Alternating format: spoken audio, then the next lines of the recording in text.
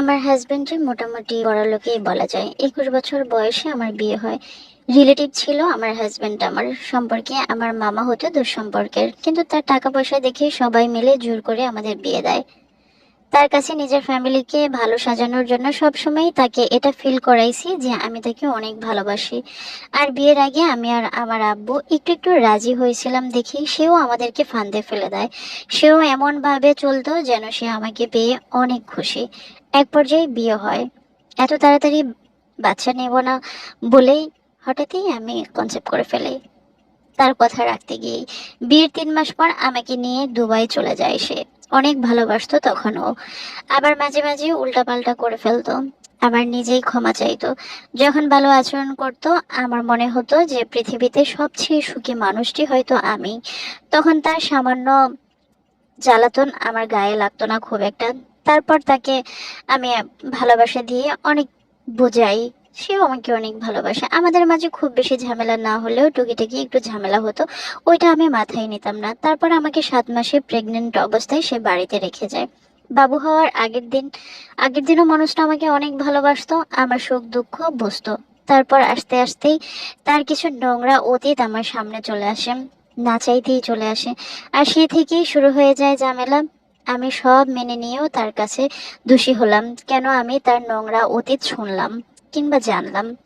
কিন্তু আমি কখনোই নিজের ইচ্ছাকৃতভাবে আমি অতীত ঘেঁটে বের করি নাই। সেটা আমার কাছে কোনো ওয়েতেই চলে আসলো। শুধুমাত্র রাগের মাথায় একদিন তাকে আমি 2-4টা গালি দিয়ে কথা বলেছিলাম, আর সেটাই ছিল আমার চরম ভুল।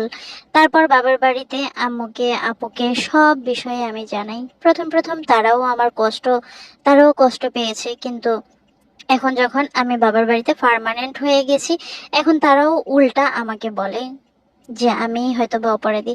একটা সময় শুধু এই ফ্যামিলির ভালোর কথা চিন্তা করেই আমি এমন একটা লোককে বিয়ে করেছি।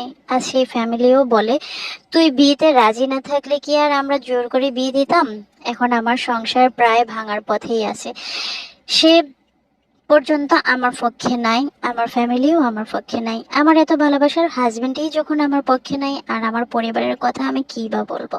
সবাই তো আসলে স্বার্থের জন্য পিছনে ঘুরে তাকায় না, সামনে তাকিয়ে হাঁটে। আমার এখন প্রতিটা দিনেই ইচ্ছা করে আমি এখানেই মরে যাই। সব শেষে আমি এটাই বলতে চাই, নিজের ভালো সবার বোঝা উচিত। সব সিদ্ধান্তই আগে নিজেই নেওয়া উচিত। জীবনের খারাপ কিছু হলে এই খারাপটাকে বাবা মাও একেবারেই গ্রাহ্য করে না, আপনাকেই দায়ী করবে। আর পরের ছেলের কথা আর কি বলবো। আর হাজব্যান্ডকে সব সময় সব দিয়ে ভালোবাসা ঠিক না।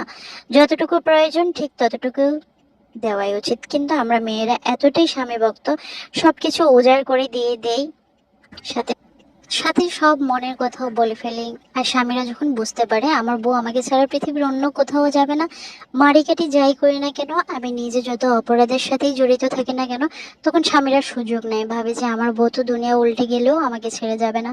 অন্য নারী কিংবা অন্য কোথাও সুখ খুঁজে বেড়ালে মনে করে আমি যাই করি সে আমাকে ছেড়ে যাবে না, কোথাও যাবে না। বিপদে যদি নিজের পরিবারকে পাশে না থাকে, তার থেকে বড় অবাগা আর কিছু নেই। অথচ আমি একটা সময় তাদের জন্য করেছি। এখন আমার বিপদে যখন বাবার বাড়িতে এসে উঠলাম তখন আর কারোই সহ্য হয় না। অথচ একটা